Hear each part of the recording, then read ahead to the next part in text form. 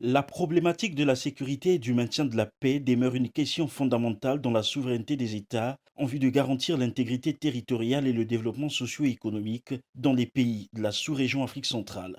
Cette question constitue un véritable défi pour les chefs d'État respectifs et particulièrement pour le président du Congo, son Excellence Denis Sassou Nguesso, qui, lors de son discours, a insisté sur le fait que l'Afrique devrait parler d'une seule et même voix. L'Afrique doit parler d'une seule et même voix, notamment en prenant en compte les préoccupations exprimées dans l'historique consensus des Ulvénies et la pertinente déclaration de Sirte.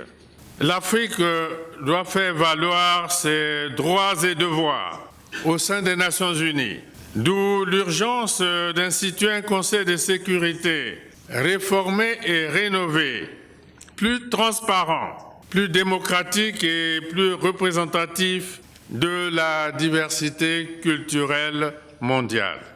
Parmi les propositions du chef de l'État congolais, hormis la représentation de l'Afrique au Conseil de sécurité des Nations Unies, le président de la République a évoqué le fait qu'une langue africaine au moins devrait être utilisée à l'ONU comme langue de travail.